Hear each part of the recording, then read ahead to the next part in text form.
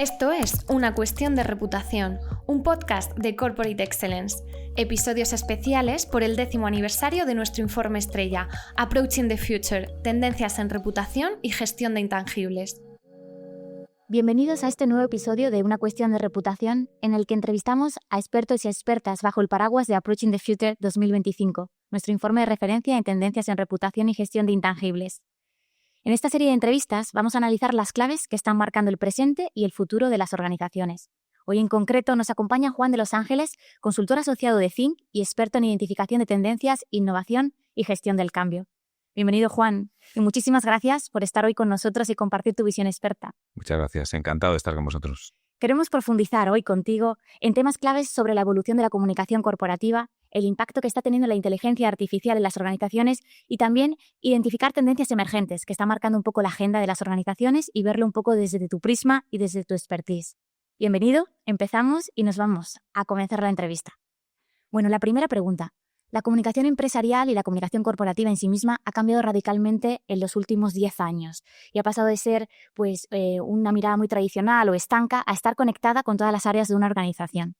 ¿Cuáles consideras que han sido un poco los factores que han hecho que de esta transformación en la comunicación? A ver, te voy a dar la visión desde un generalista, porque yo no soy un experto en comunicación corporativa.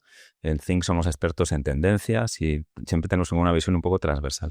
Pero sí que es verdad que la comunicación pesa mucho en lo que hacemos y además nos interesa especialmente. Y lo que se ve en la comunicación corporativa, en la comunicación empresarial, en general en estos últimos años, es que ha sido invadida por la ruptura de la privacidad. O sea, y la conquista de la transparencia. Entonces, las redes sociales en estos últimos 20, 30 años lo que han hecho es que las empresas están sobreexpuestas a todo lo que sucede. Y no solamente las empresas hacia afuera, sino también internamente. O sea, que las barreras se han roto y entonces hay muchas más exigencias de transparencia, muchas más exigencias de autenticidad, unas formas de trabajo que son como quizá más cercanas, más informales. O sea, es como si la forma en la que nosotros nos relacionamos en la vida fuesen conquistando poco a poco también el entorno empresarial y con todo el papel que la tecnología ha jugado en eso. O sea, que es verdad que eso cambia totalmente cómo nos relacionamos, cómo confiamos unos en otros y también cómo comunicamos. En ese sentido, ¿no? La tecnología, ¿no? Y la transformación digital a la que estamos todos asumidos, ¿cómo estás viendo que la IA, en concreto la IA generativa, está impactando en las áreas de comunicación? Está impactando de muchas maneras. Yo creo que es un asunto que probablemente profundizaremos en esta entrevista, pero quizá lo que más está transformado es la eficiencia, o sea, la eficiencia con la que se trabaja, o sea, los procesos, que es las cuestiones más operativas desde un punto de vista. Y en el otro extremo, quizá también lo que más está transformando es la confianza. Porque el que se hagan las cosas tan fáciles y tan rápido y que no sabes si las hacen las máquinas o los humanos, pues hace que no sepas muy bien a qué atenerte, ¿no? No solamente la confianza desde el punto de vista de quién está detrás, sino también desde el punto de vista del engaño. O sea, una de las principales preocupaciones ahora mismo y en el futuro de modo creciente, pues es todos los cibercrímenes que se multiplican y además cada vez son más sofisticados, mejor hechos, más difíciles de entender y de identificar más que de entender. Y eso hace que, bueno, pues que las circunstancias sean muy prometedoras por un lado y también muy inciertas por otro. En ese sentido, vamos a profundizar un poco más en esa idea. ¿Qué riesgos ves ahí en la parte de desinformación, las deepfake, cosas así? Si tú como organización, ¿no? Estás en un entorno en el que se están generando muchas noticias falsas con la inteligencia artificial, ¿qué recomendaciones darías? ¿Cómo ves un poco ese entorno? En el fondo, vamos a ver, lo que hace, o sea, lo que pide la inteligencia artificial y lo que ves que van pidiendo también, pues en bastantes casos los clientes, los consumidores, o sea, los distintos públicos, es relaciones de confianza. Y no necesariamente la inteligencia artificial genera confianza. A veces genera más facilidad, pero no necesariamente tiene más confianza. Entonces, el modo quizá de luchar contra esto es como volver a las cosas más básicas de generación de confianza, que es la cercanía, la autenticidad, el hablar con una voz que es la tuya de verdad, el utilizar la inteligencia artificial para facilitar las cosas, pero no para sustituir a los humanos. en lo que es dar la cara, digamos, ¿no? No sé cómo explicar esto bien, pero hay una parte de la inteligencia artificial que es muy prometedora, que tiene que ver eso con la parte operativa, y otra parte que es prometedora pero que da miedo, que tiene que ver con la parte asistencial, o con la parte de atención, o con la parte de relación. Y en ese sentido vemos como la inteligencia artificial de alguna manera, ¿no?, nos ayuda a personalizar a personalizar mejor, ¿no?, los mensajes y a segmentar mejor y ser más efectivo con los grupos de interés. Pero ¿cómo encontrar el equilibrio entre esa segmentación o esa personalización y mantener un poco nuestra voz diferencial, auténtica, un poco esa idea que comentas, ¿no?, de la confianza ante un poco el riesgo, ¿no?, de que perdamos un poco la humanización del mensaje, ¿no? Sí, ese es el gran peligro. Y sí que eso, fíjate, viniendo para acá, mientras leía una entrevista una revista en Fast Company, que es una revista conocida, que citaba fuentes así diversas y estudios, y en el fondo lo que ellos nos decían es que la mayor parte de los jóvenes no confían en la inteligencia artificial. O sea, que decía que 7 de cada 10 no se creen los mensajes de la inteligencia artificial, pues les parece que lo que quieren es menos inteligencia artificial y más gente normal, ¿no? Y sucede también en muchos casos, pues en todos los programas que se están dedicando a la atención al cliente, o los chatbots inteligentes que sustituyen a los humanos y que desde el punto operativo son muy eficientes porque siempre contestan, siempre tienen respuesta, siempre están ahí, pero al mismo tiempo a la gente no le gustan. No nos gusta que nos atienda una máquina, ¿no? Aunque a veces sean más eficientes, pero buscas un humano, o sea, alguien que te entienda, que... Entonces hay un punto de qué bien porque personalizan el mensaje y siempre están ahí, siempre me atienden. Y otro punto de decir, bueno, pero no habrá nadie allí normal de carne y hueso que me sonría y que me diga hola y que, no sé, y que entienda las sutilezas de mis problemas. Entonces, ese es el gran debate. Entonces, ¿cómo hacerlo? Pues es difícil dar una receta precisa, pero sí que es verdad que simplemente estar atento a ese peligro ya es mucho. O sea que la inteligencia artificial las empresas pueden, buscando una ultra eficiencia, caer un poco en el engaño de que siempre es mejor para todo. Y es mejor para algunas cosas, pero todavía no es mejor para todo. No sabemos si en algún momento podrán sustituir a los humanos, pero al 100%. Pero sí que es verdad que siendo muy buenas para algunas cosas, destaca para aquello para que los humanos somos mejores. Y los humanos somos muy buenos para la empatía, para la interacción, para la cercanía, y es difícil que una máquina pueda sustituir eso. Entonces, a las marcas, a que se les anima a las organizaciones a que no se olviden que tienen una dimensión humana que también tienen que cultivar y que precisamente se hace más valiosa en un mundo en el que todo es fácil porque las máquinas lo pueden hacer casi todo. Y trabajar el encuentro humano, las actividades presenciales, no sé, la atención personalizada específica con personas de carne y hueso, personas humanas, pues siempre va a tener muchísimo valor. Es interesante, ¿no? Porque a mayor digitalización, ¿no?, se precisa mayor humanización, quizás, ¿no?, en la interacción, como bien señalas, en esa experiencia, ¿no?, y en el trato y el servicio, ¿no?, a nuestros grupos de interés o clientes, consumidores, incluso los empleados, ¿no?, también. Un estudio que seguimos, ¿no?, también muy de cerca, has nombrado este estudio de Fast Company, pero nosotros también seguimos un estudio muy de cerca que es el estado de la confianza hacia las organizaciones, el Edelman Trust Barometer en Corporate Excellence, y lo que vemos es que la confianza hacia las empresas tecnológicas está cayendo debido principalmente a preocupaciones sobre el uso de los datos, la personalización o la privacidad. ¿Cómo deberían responder las organizaciones a este fenómeno, a este factor? En primer lugar, siendo muy claros con qué hacen con los datos y muy respetuosos al solicitarlos y al entrar en la vida de las personas. Porque realmente es así. O sea que incluso, fíjate que hace unos años, yo recuerdo cuando hablas con los jóvenes, la gente te decía, mira, en el fondo, ¿qué más me da? A veces lo ves, yo he entrado en el sistema, o sea, ¿qué más me da que sepan todo de mí? Y ahora dices, no, me da igual, pero no sé si me gusta, ¿no? O sea, es como... Entonces, y estás incómodo cuando tienes eso. Entonces ahí es uno de los puntos clave. O sea, ¿qué haces con esos datos? ¿Cómo los proteges? ¿Cómo das ciertas garantías? ¿Cómo facilitas que se borren si uno quiere borrarlos? O sea, que es todo lo de poner al consumidor siempre en el centro. O sea que en este sentido, por ejemplo, la inteligencia artificial plantea muchísimos problemas con esto, ¿no? Que es porque ahí ya pierdes el control totalmente, ¿no? O sea, tú incluso cuando utilizas una herramienta de inteligencia artificial, ChatGPT o Gemini o Claude, cualquiera de la que uses, pues ahí ya no sabes, ¿no?, qué está pasando con tus datos. Y ahí también desde el punto de vista corporativo pues hay bastantes desafíos. O sea, cómo hacer para usar los datos internos de tu organización de forma que se respete la privacidad, incluso no solamente la privacidad, sino también la confidencialidad de esos datos, ¿no? Y cómo hacer que también los datos de los consumidores, pues lo que ellos te dan, incluso inadvertidamente, cuando se ponen en contacto contigo a través de un chat o a través de cualquier tipo de interacción que entra la inteligencia artificial en juego, pues cómo haces para que verdaderamente pues se mantengan en privado. Otra pregunta sobre el tema de la inteligencia artificial, ¿no? Lo nombrabas también, ¿no? Cómo de alguna manera es determinante para el análisis también de los datos, ¿no? Porque al final nos hace ser más efectivo, metemos un poco esos motores y podemos ver un poco, sacar patrones y ahí ¿tienes algún ejemplo, algún caso de uso de qué ventajas competitivas podría aportar el uso de la inteligencia artificial?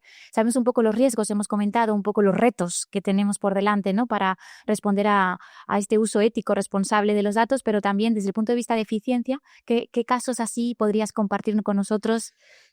No te voy a decir casos súper concretos, pero sí que es verdad que donde vemos que más se está utilizando la inteligencia artificial desde el punto de vista de la comunicación es en cuestiones, como mencionaba hace un momento, en cuestiones operativas.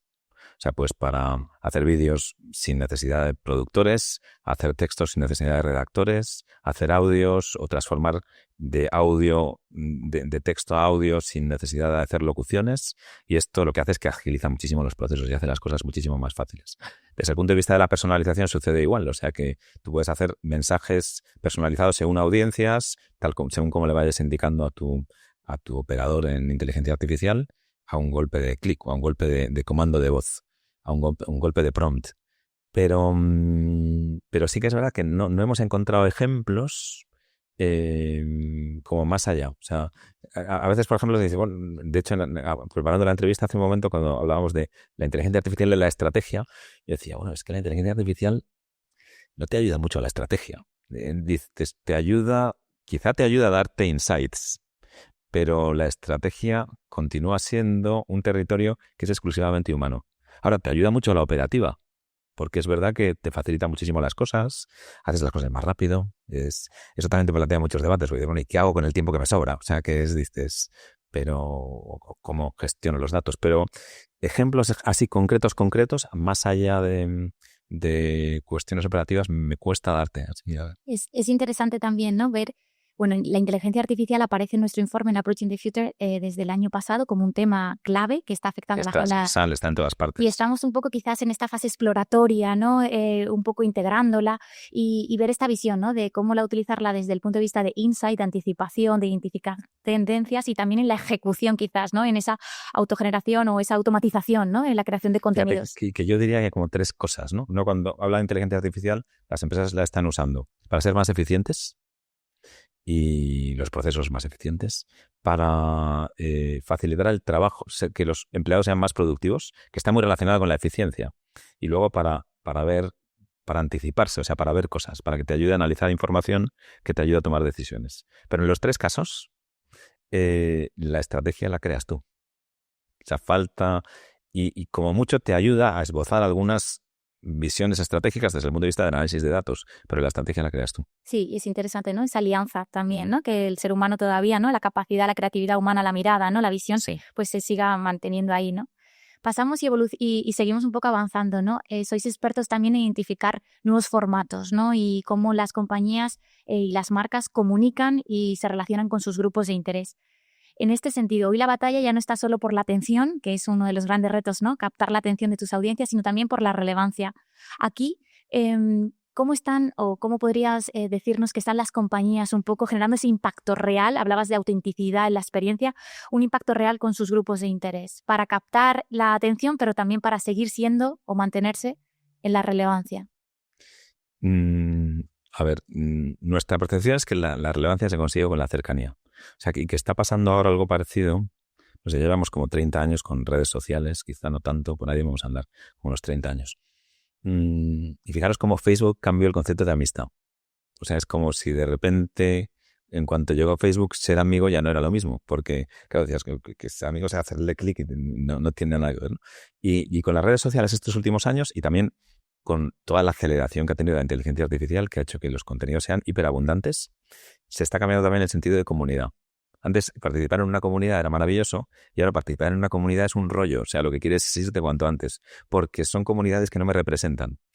Y quizá las marcas, su gran reto ahora es como crear comunidades relevantes para mis grupos de interés, que necesariamente serán más pequeñas, pero que al mismo tiempo serán muchísimo más pues vinculantes, o sea, que hablan de cosas de las que de verdad yo puedo aportar como compañía, de las que de verdad le interesan a mis grupos de interés, a mis audiencias, y que además claramente sé más que nadie de eso o estoy cualificado más que nadie para hablar de eso. Y creo que en este contexto el tamaño no va a ser tan relevante, porque es como si las audiencias estuviesen cansadas del tamaño y lo que necesitas es la relevancia en cuanto a contenido. Quizá el contenido siga siendo el eje. Yo creo que sin ninguna duda el contenido va a seguir siendo el eje.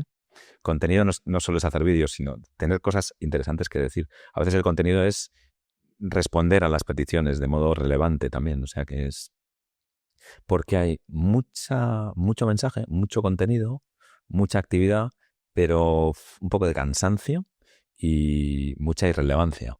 Y quizás ese es el mayor reto. Y entonces evolucionan, o podría decirse que las redes sociales evolucionan hacia crear comunidades con tus microcomunidades con tus audiencias para generar esas relaciones o esa interacción de Yo creo valor. que iremos por ahí. Fíjate que cuando preguntas a la gente, yo también al final lees tantas cosas que no sabes dónde has leído lo que has leído, ¿no? Y tampoco, pues esto es una entrevista informal, me cuesta dar referencias súper precisas. Pero sí que es bastante común entre todo lo que leemos que los jóvenes están cansados de estar dominados por algoritmos o entrar en redes sociales donde es un feed interminable de marcas que te quieren vender sus cosas. Incluso los influencers en los que antes confiaban, ahora no les resultan de confianza precisamente porque están demasiado vendidos a sus promotores, a sus patrocinadores, a los que... Bueno, entonces, hay ese punto que tú dices, quiero estar en sitios donde esté con los míos de verdad, se hable de lo que a mí realmente me interesa y no haya gente metiendo ruido todo el rato. Con la inteligencia artificial ha pasado esto todavía más, porque uno de los grandes riesgos para todo el mundo del marketing de influencia, de los influencers, con la inteligencia artificial es que cualquiera puede hacer un vídeo en cualquier minuto y puede hacer un texto. Y hay muchísimos textos, muchísimos vídeos, muchísimos audios que no identificas como reales. Incluso no sabes si son reales o no. Y ahí hay un nicho maravilloso para las marcas, que es cómo hago ver que yo soy real porque hablo contigo, porque te conozco bien, porque nos conocemos.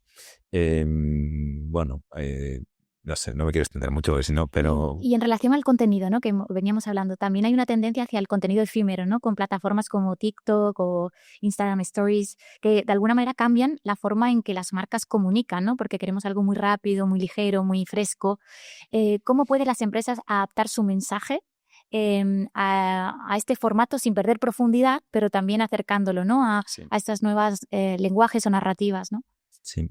Ahí, bueno, va un poco con lo que estábamos hablando antes. En el fondo, lo que se les pide a las empresas es que se adapten a una forma de comunicar distinta. Estaba pensando mientras hablabas en el escaparate que ha sido las últimas elecciones presidenciales en Estados Unidos, que es verdad que ahí hemos visto por parte de los dos partidos la influencia que tienen los influencers, por así decir, gente incluso no muy cualificada, o sea, cualificada por sus audiencias, pero no por haber tenido una gran carrera en el mundo del periodismo o de la comunicación, en los resultados de las elecciones. Y han sido que ambos candidatos estaban dándose a conocer y creando relaciones con influencers de distinto tamaño, que tenían grandes audiencias y, bueno, y que en el fondo pues era me voy a meter en tu escenario, ¿no? En detrimento de los grandes medios, ¿no? Entonces lo que sí que se ve ahí es esa tendencia hacia la microcomunicación que plantea bastantes desafíos, porque en el fondo de nuevo tienes que tener algo relevante que contar, tienes que conseguir relacionarte con aquellos influencers que de verdad su forma de ser o su idiosincrasia es parecida a la tuya, y ahí tienes también un reto de identidad. O sea, no te puedes asociar con cualquiera porque a lo mejor no cuadra. Y luego se complica muchísimo la comunicación porque no tienes ya grandes medios que lleguen a todos, sino muchos poquitos, que es más complicado de alimentar y que es más complicado de medir también, ¿no? Entonces ese es un reto, sí, un reto difícil para las marcas y que de nuevo solo se soluciona con contenidos realmente únicos y relevantes. Y es interesante, ¿no? Como que se fragmenta todo, ¿no? Microcomunicación con los creadores de contenido o influencer, como bien comentabas, con estas comunidades y donde al final el eje narrativo es clave, ¿no? La de tu Sí. communication framework, ¿no? Ahí, cuál es la recomendación para las organizaciones, ¿no? ¿Cómo identificar esos ejes narrativos que realmente te marquen esa diferencia, esa relevancia y esa autenticidad o unicidad, ¿no? Que te hace a ti único, ¿no?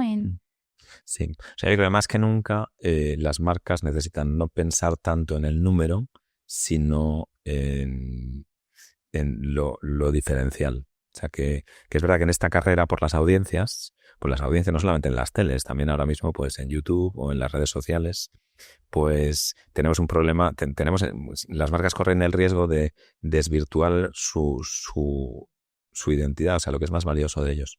Y en un mundo tan rápido, lo que le decía hasta hace un momento, ¿no? O sea, que queremos consumir rápido las cosas, tan de usar y tirar, tan ágil, tan frenético, pues en el fondo no gana el que corre más rápido, sino gana el que es más diferencial. O sea, y la diferencia no la dan los números, sino que la da la autenticidad. O sea, autenticidad es una palabra que quizás está un poco también como demasiado usada, pero sigue siendo relevante. O sea, que las marcas necesitan hacer un efecto, como un ejercicio de introspección para ver, a ver yo en qué soy distinto, qué es lo que me hace realmente diferente y qué es aquello por lo que yo soy valorado por parte de mis grupos de interés y hace que sea, bueno, que sea el elegido, ¿no? O la elegida entre todas las distintas opciones que hay.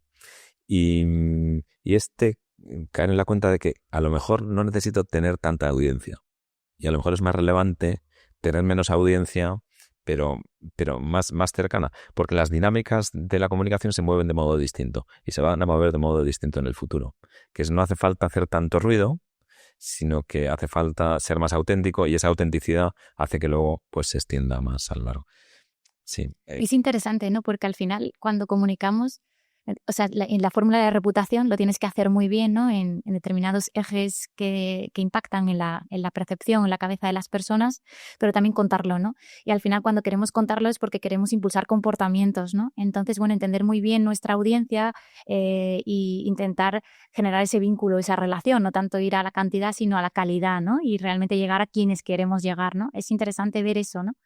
Y volviendo a los formatos, hay un formato que desde Think identificasteis hace muchos años, que era el tema de la voz, ¿no? Y sí quería ahora aprovechar la oportunidad para preguntarte cómo ves que se está consolidando la voz, los asistentes virtuales y cómo se consolidan y también qué punto le dan también a esta autenticidad que estábamos hablando, ¿no? Que buscan las marcas, ¿no? Sí, o sea, la voz son dos cosas. Una es la voz en sí misma, en lo que me preguntabas, y es pues todo el auge del audio, los podcasts, no sé, en distintos formatos, y otras son los asistentes virtuales a través de voz. De los primeros, a nosotros es un formato que nos gusta mucho, también porque nunca habíamos pensado que fuese a tener tanto éxito. O sea, una de estas cosas que entreves, que ves que en todos los países de corte anglosajón fueron muy rápido, pero que en la Europa del Sur, en toda en España es una barbaridad. O sea, lo que han subido los audios, aquí nos escucha gente de todo el mundo, pero es Porque verdad también que estábamos hablando de lo efímero, la rapidez, sí, y justo los podcasts claro, requiere lentitud. requieren lentitud, pero al mismo tiempo tienen un punto de autenticidad muy grande. Pues son muy descomplicados de producción, muy espontáneos de ejecución y luego bastante flexibles en cuanto a consulta. Y de hecho, la gente que... Es verdad que son lentos. Hay mucha gente que le da al 1,5 Sí. o el 2 de reproducción para ir más rápido, ¿no? A mí me marea un poco, ¿no? Pero es verdad que es impresionante. Y ves que... Fíjate que aquí se ve un cambio del back to basics, o sea, de volver a los básicos. Cuando estamos llenos de redes, de TikToks, de Instagram, de formatos de estos, de repente un formato que es tan parecido a algo muy antiguo que es la radio, Uh-huh. pues vuelve a emerger, y vuelve a emerger especialmente entre los jóvenes. Y además les encanta y tienen sus podcasts favoritos y los siguen y los comparten y los oyen en el metro. En el fondo, la tecnología mira, ha ayudado a esto. La ubicuidad de los auriculares, que la gente los lleva en todas partes, pues hace que el consumo de audio pues también haya crecido, ¿no? Pero me gusta mucho este ejemplo porque tiene todas las cosas estas que estábamos buscando, que es autenticidad, cercanía, flexibilidad, personalización. La oferta también es inmensa. Pero claro, si tú haces un podcast con inteligencia artificial, es que lo has matado. O sea, porque deja de tener ese sabor de autor, que es lo que la gente va buscando en los podcasts y en la comunicación en general. Y en términos de innovación en formatos y canales, ¿qué sectores empresariales crees que estarían liderando un poco el cambio? Si podrías señalar alguno o que de alguna manera de los que podamos aprender más, ¿no? O que podamos inspirarnos. O sea, me cuesta decirte un sector en total. O sea, Vale. pero sí que me viene a la cabeza como buenas prácticas, ¿no? O sea, bueno, a mí me parece, por ejemplo, un sector para mí interesante es el mundo de la política. Aunque probablemente sea el sector menos innovador que tenemos, ¿no? Pero sí que es verdad que cuando se hay situaciones de presión, es un escaparate interesantísimo de lo que podrían hacer las marcas.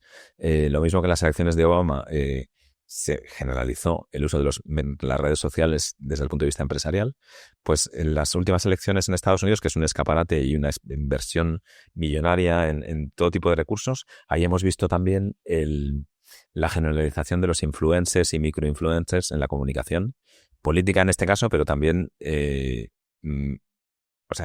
exportable al mundo empresarial, ¿no? Que ya se usaba, pero que se sigue usando cada vez más, ¿no?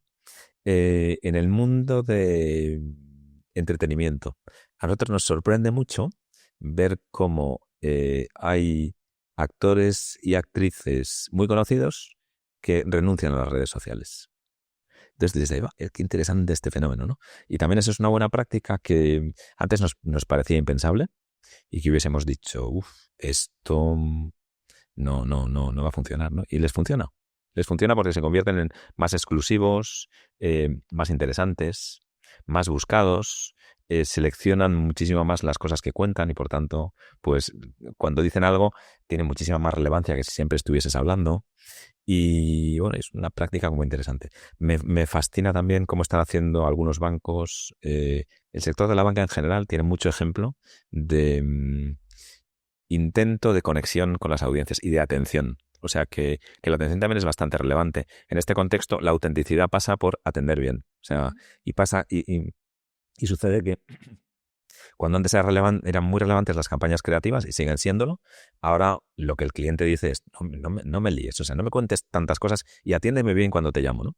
Entonces la atención personalizada, a veces con inteligencia artificial cuando sea relevante, a veces con asesores personalizados cuando lo sea de otro modo, siempre levantando el teléfono cuando te llaman, dando soluciones, pues quizá el sector de la banca, el sector viajes también está siendo bastante innovador en esto. Y es muy relevante, te va la vida en eso, ¿no? Entonces, ves que hay como mucha cosa, pero que todo pasa siempre por lo mismo, por crear relaciones valiosas con tus distintos grupos de interés. Lo comentabas también antes, el tema y ahora, ¿no? La experiencia de cliente, el trato, el buen trato, ¿no? Y cómo la personalización y la hipersegmentación está marcando un poco las estrategias de comunicación, pero también ese reto, ¿no? De la humanización real, la calidad en el buen trato, en el servicio, ¿no? Y vemos cómo muchas organizaciones están trabajando mucho al final en este enfoque de radical customer centric, como poner realmente al consumidor en el centro y tangibilizarlo, ¿no? Con acciones reales, ¿no? Y cómo la experiencia o el trato al cliente al final demuestra quién eres, ¿no? Sí. De repente en el trato, todo lo que estés haciendo en otras unidades o áreas de la organización, pues se ponen en valor y para bien o para mal, ¿no? Sí, o sea, en cuanto te ven no tienes que decir nada. O sea, y claro, dices, te lo juegas todo en eso, en la interacción, porque si tú estás diciendo maravillas, pero luego cuando están contigo eres otro, pues dicen, oye, que no tiene, se te va todo al traste, ¿no? También con el impacto que tiene ahora mismo el no ser coherente, porque se corre como la pólvora. Cómo alinear el sí. Decir con el hacer, ¿no? Uh-huh. Y esa consistencia y esa coherencia en todos los puntos de contacto, sabiendo que el trato, ¿no? La experiencia realmente impacta mucho en esa percepción y hacia ti, ¿no? Y al final es un comportamiento. de querer trabajar, querer recomendar, querer comprar, ¿no? Fíjate, volviendo a la inteligencia artificial que también decías, es que la inteligencia artificial para esto puede ser un aliado maravilloso o te puede meter en un lío tremendo, ¿no? Porque es verdad que si la usas, no sé, en muchos factores, si la usas para como hacer mensajes como longanizas y que sean todos iguales y que no, pues dices, oye, esto no es igual, ¿no? O, por ejemplo, si no eres cuidadoso con los datos, ahora bueno, esto la audiencia, los que nos están escuchando lo sabrán pero la inteligencia artificial ahora hay una personalización de la inteligencia artificial a través de los agentes, de los chatbots personalizados. Toda la cuestión de la gobernanza de datos en la inteligencia artificial es tremendamente relevante porque los consumidores quieren que utilices la inteligencia artificial con ellos, pero que no traiciones su confianza dejando que esos datos los vea cualquiera, ¿no? Y entonces, bueno, ¿cómo haces esas cosas? Que hay mucha cosa entrelazada que tiene que ver siempre con ganarse la confianza y con ser pues alguien en el que confías, o sea, que alguien que es como tu amigo, ¿no? Y lo mismo que en las relaciones personales, pues no sé, no le contamos nuestras cosas a cualquiera o no salimos con cualquiera, pues con las marcas cada vez más, porque están más lo han estado expuestas cada vez más durante estos años, pero esta tendencia seguirá, o sea que de alguna manera pudiese parecer, ¿no? Y escuchándote, que a medida que avanzamos, ¿no? En inteligencia artificial, en transformación digital, y que el mundo evoluciona, cambia constantemente, lo que parece más estable es la confianza, ¿no? Y que, de hecho, si vamos un poco a este nuevo mundo donde los datos van a ser determinantes, sin confianza no daremos los datos, así que trabajar la confianza desde el punto de vista de creación de valor, ¿no? Porque te va a permitir, pero también desde el punto de vista del riesgo, ¿no? Que cuando no eres confiable o no tienes una buena reputación, realmente no vas a poder tener esos datos y no vas a poder competir o hipersegmentar o personalizar y tratar a... Así que de alguna manera pareciese ser, ¿no? Que es más estable que nunca en un mundo complejo, ¿no? Y lo que es verdad que siempre hemos tenido, las grandes corporaciones siempre han tenido la ilusión de que la opinión pública se podía controlar. Y es verdad que lo hemos visto, o sea, grandes campañas, a que tú le das al botón, inviertes, pones dinero y en cierta medida se controla. Pero ahora sucede algo curioso y es que hay gente que le da el botón de off. Y además de todos los grupos de edad. Hay gente joven que de repente dice, off, cierro, no. A nosotros nos sorprende cuando hablamos con jóvenes para hacer nuestros informes o cuando analizamos su comportamiento que hay un grupo relevante de gente joven que se va de las redes. Y antes eso era impensable, porque irte de las redes era ser un carca, ser como tus padres, y ahora no, ahora irte de las redes es como cool. Porque es verdad que no todo el mundo se va, no todo el mundo es capaz de hacerlo, pero hay gente que sí y es como respetado. Es algo parecido a lo que está pasando con el mundo del alcohol, o sea, el sober consumer, o sea, los consumidores que antes si no bebías alcohol eras un raro y ahora si no bebes alcohol, bueno, sigue siendo un poco raro a veces, ¿no? Pero hay un grupo creciente de gente que no bebe y no pasa nada. Sí, que genera admiración también, sí. Reconocimiento, sí. Y genera seguimiento, cada vez hay grupos más de estos pues que beben pues los mock cocktails o bebidas sin alcohol. Y en el mundo de las redes sucede igual. Entonces, claro, eso las marcas tienen que decir, ojo, que no todo vale. Que no... Sí. Y esas expectativas hacia las organizaciones, ¿no? Y ¿dónde crees que están? O sea, hacia esa autenticidad, porque bien que decías ahora esto con la gente o los colectivos más jóvenes, ¿no? O la población más joven, pero también vemos que estamos en una crisis de confianza, hemos hablado mucho de la confianza y que incluso este año el informe del Trust Barometer hablaba de resentimiento, dolor social. Nosotros hicimos desde Corporate una macroinvestigación también hace un par de años donde la conclusión fue la misma, ¿no? Un dolor social que te afecta a la percepción hacia las grandes empresas, ¿no? Y que donde no es tanto en el qué, o sea, que se nos reconoce a las compañías, a las organizaciones, a las marcas que tienen recursos, competencias, capacidad para hacer cosas, pero la clave está en el cómo, ¿no? Y lo que vemos también con los grupos más jóvenes, incluso que hay un comportamiento más hostil, ¿no? También, decías ahora pago el off, pero también más hostil, ¿no? Hacia las organizaciones con comportamientos más violentos o permitiendo algunos boicot. ¿Cómo ves un poco eso? ¿Cuáles son esas expectativas hacia las organizaciones? Sí, además es que hemos creado un consumidor escéptico. O sea que no solamente las marcas, sino la propia, pues no sé, la polarización social, pues hace que digas, es que no sé de quién fiarme, ¿no? O sea, estás como... Y la inteligencia artificial también ha contribuido a esto, ¿no? A saber. Entonces, tenemos un grupo relevante de consumidores, que quizá entre los cuales nosotros nos incluimos, que no sabemos de quién fiarnos. O sea, entonces, como no sabes, pues no te fías de nadie, ¿no? Estás como, sí, una actitud de escepticismo, incluso un poco de relativismo, de cinismo incluso. O sea, porque dices, si es que, ¿quién dice la verdad, no? O sea, es como... Entonces, esto es difícil de darle la vuelta. Y desde luego, creo que lo primero que hay que saber es que no se le da la vuelta con una campaña. No es una cosa que hagas en 10 minutos y ya está, ¿no? No es algo que se construye en el largo plazo, que supone compromisos duraderos por parte de las marcas y que supone ir remando de modo constante. Aquí, por ejemplo, es especialmente relevante en campañas de este tipo, que no es una campaña, es una actitud, pero bueno, se podría denominar campaña, pues la consistencia del mensaje, la apuesta por el largo plazo, el no cambiar de un momento para otro. O sea que esto a veces a las compañías les cuesta mucho, pues porque no se cambian de CEO o cambia la dirección general y dices, bueno, bien, el saber mantener una línea constante en el tiempo, al mismo tiempo que te adaptas a las circunstancias del momento, pues es más relevante que nunca, ¿no? Porque si no, sigues construyendo en ese escepticismo colectivo en el que estamos instalados, bueno, con motivos, o sea que no es que nos lo hayamos inventado, es una estrategia de supervivencia.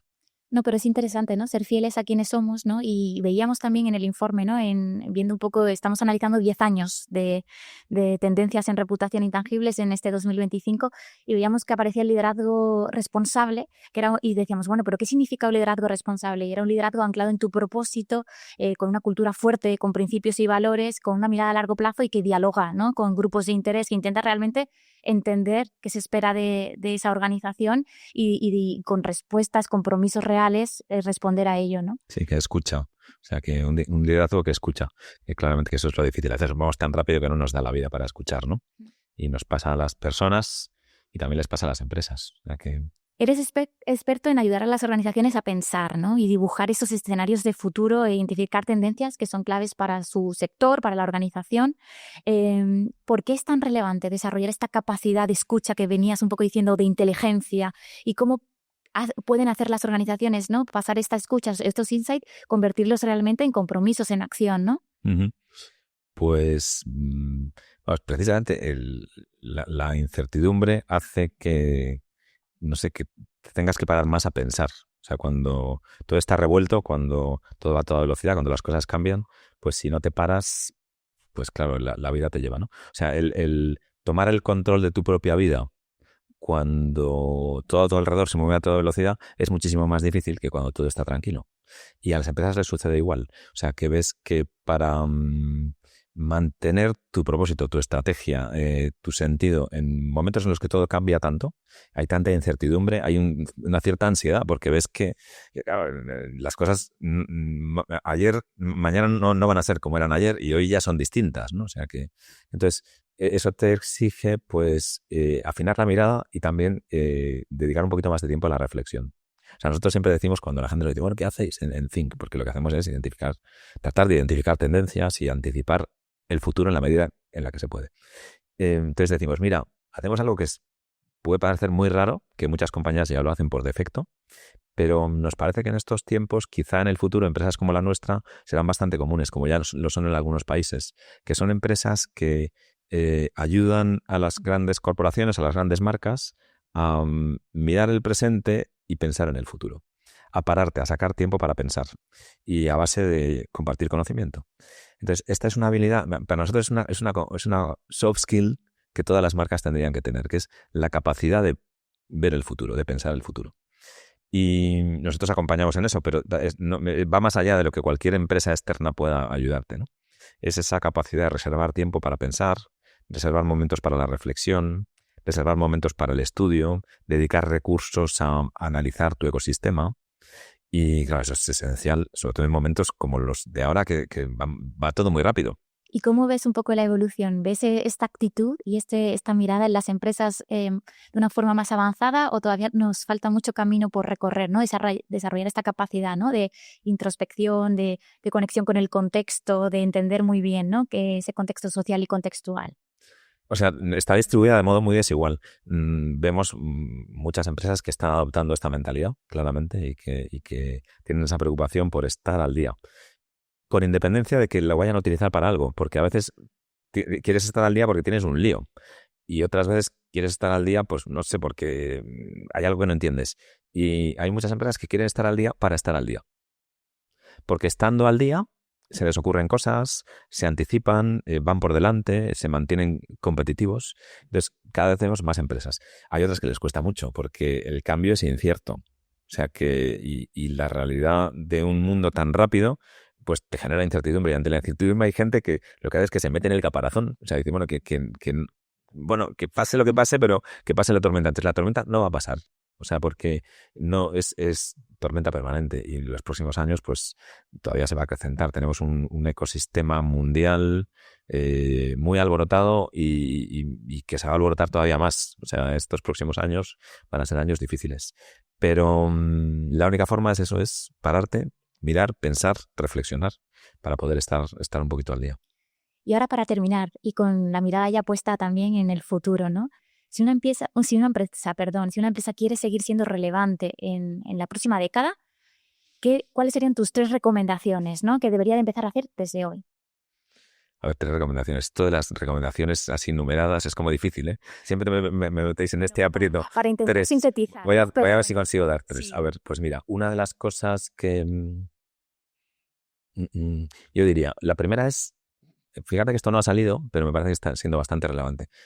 Por algunas cuestiones que nos llevaría un poquito más largo de desarrollar, pero una es apostar por la eficiencia.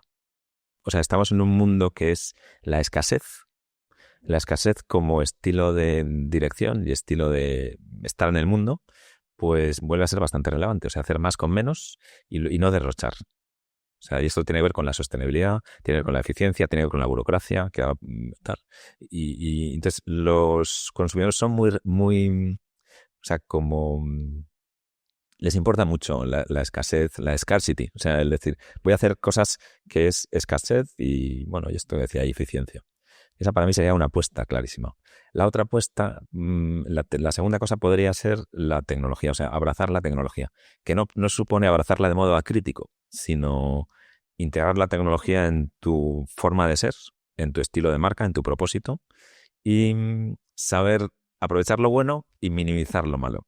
Esto es dificilísimo. O sea, porque normalmente la tecnología nos deslumbra y nos olvidamos de lo malo y además si nos centramos mucho en lo malo no crecemos porque te quedas como sin capacidad de innovar porque la tecnología es buena, pero también tiene algunos setbacks que hay que tener en cuenta. Entonces, y ese sería el segundo reto. Y quizá el tercero sería, ¿cómo lo diría yo? A ver, porque puede parecer, me cuesta mucho decir solo 3, pero yo diría apostar por tu gente, o sea, en el sentido de hacer que una empresa crece cuando crece su gente y quizá lo más relevante para que su gente crezca, aparte de cuidarles en lo más habitual, en los momentos en los que estamos es que crezca profesionalmente, o sea, apostar por la formación como un mínimo que antes se podía obviar, pero que ahora tiene que ser constante y que además está muy hilado con la transformación tecnológica y que está muy hilado también con la eficiencia. O sea, si a tu gente no le ayudas a hacer eso, no se lo presentas como valioso, no le acompañas en ese camino,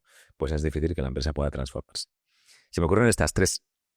Podría haber muchas más, ¿no? Pero quizá, así, pensando rápido, quizá estas 3 vías podrían ser la eficiencia, la tecnología y la gente de la mano de la formación. No, y es interesante, ¿no? Porque de alguna manera esta eficiencia, esta tecnología, integrando un poco, ¿no? todos los avances que hay y también formación permanente y apostando por tu equipo, al final es la única manera de innovar, ¿no? Porque la eficiencia desde el punto de vista de la innovación, siempre buscando soluciones, ¿no? a los retos que tenemos, la tecnología para seguir buscando, integrando nuevos procesos y avanzando y tu equipo, ¿no? Para poder pensar en grande, ¿no? Creatividad, innovación y buscar soluciones, ¿no? Sí.